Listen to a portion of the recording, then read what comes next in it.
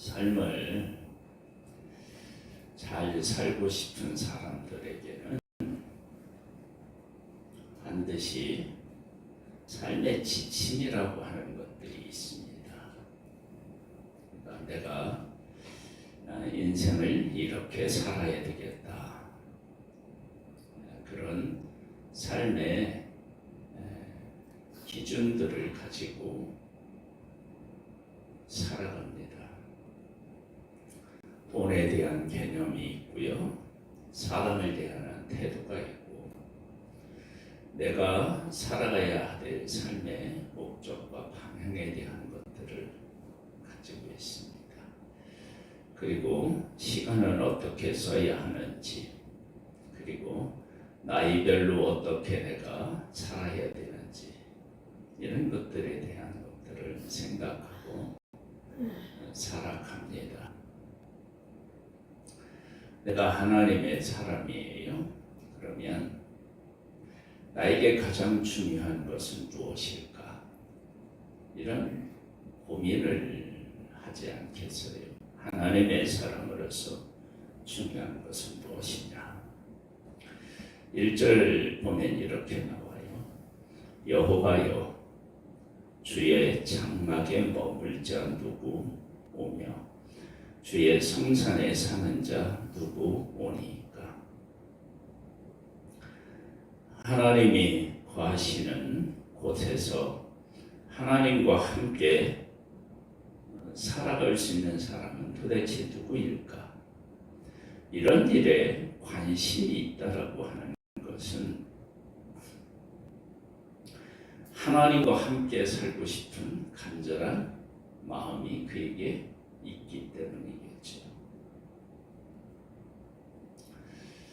우리들이 하나님을 믿고 하나님과 함께 살면서 우리의 삶이 하나님과 함께 살고 싶은 마음, 그런 마음들이 우리에게 차고 넘치면 우리의 삶이 어떻게 되느냐?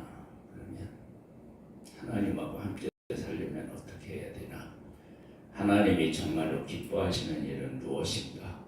하나님이 싫어하시는 일은 무엇인가? 이런 것들을 생각하게 되겠죠. 한번 2절로부터 볼까요? 누구니까?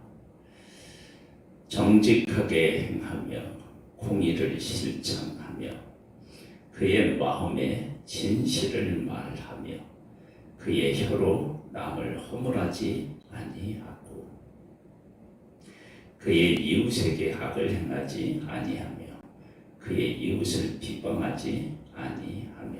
보세요. 처음에는 정직하게 행하고 공의를 실천하고 그의 마음이 진실해요. 내면에 그 기둥과 같은 것들이 존재하는 거예요. 내가 살아가면서 정직하게 살아야 되겠다. 공의를 실천하며 살아야 되겠다. 진실한 것을 말하며 살겠다. 그것이 우리의 삶에서 실천할 때 어떻게 나타나느냐?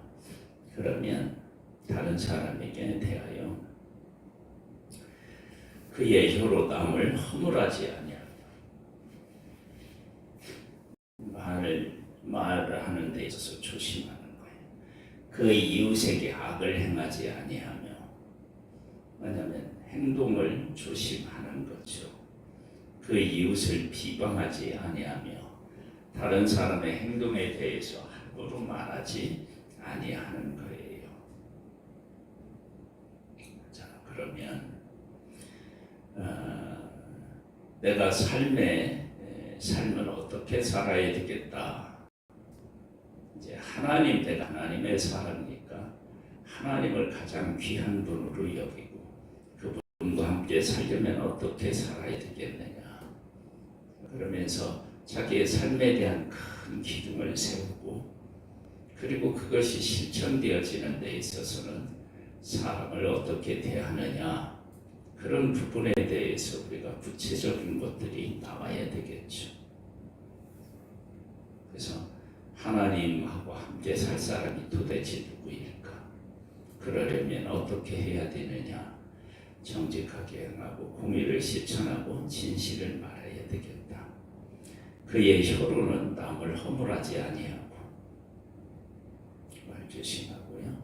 그 이웃에게 악을 행하지 아니하고 행동 거지를 내가 조심하는 거예요. 다른 사람이 어떻게 하는지를 함부로 이야기하지 않는 거예요. 그의 눈은 망령된 자를 멸시하며 여호와를 두려워하는 자들을 존대하며. 삶의 기준이 하나님께서 어떻게 보시느냐, 하나님을 어떻게 대하느냐.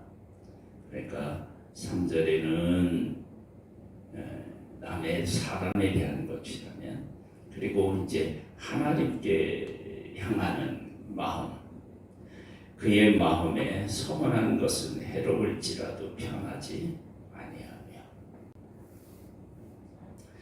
이런 고민들을 왜 하느냐? 그러면 하나님의 사람으로서 어떻게 하면 하나님을 기쁘시게 하며 살아갈 수 있을까?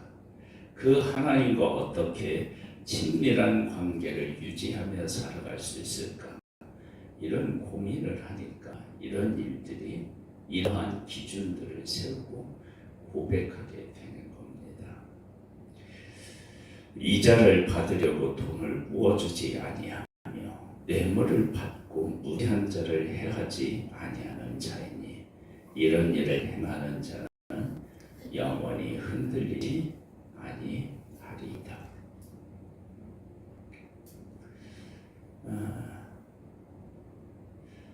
욥이 하나님을 사랑하고 하나님 중심으로 살려고 하는 마음이 있으니까 그에게 어떠한 일을 그가 하느냐 그러면 자녀들이 생일잔치를 하고 나면 뭐를 해요? 하나님 앞에 제사를 드려요. 왜냐? 그들이 생일잔치를 하면서 꼭 하나님 앞에 죄를 짓지 않았을까 하는 염려 때문에 그래요.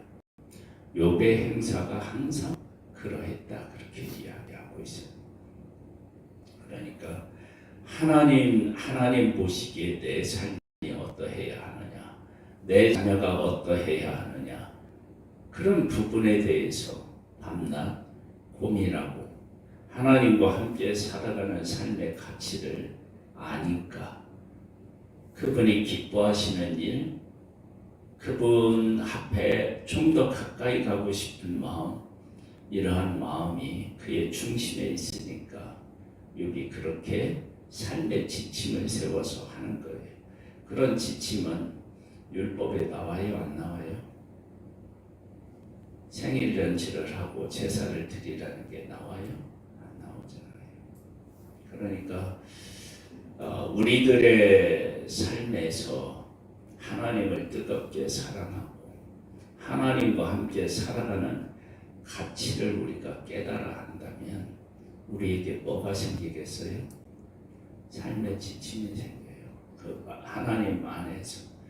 그리고 그 안에서 우리가 바르게 살기 위해서, 하나님의 기쁨이 되기 위해서 우리가 애쓰는 것입니다. 우리의 삶에도 이와 같은 고백들이 있고 이렇게 살아가는 삶이 우리의 삶이 되기를 주님의 이름으로 축복합니다.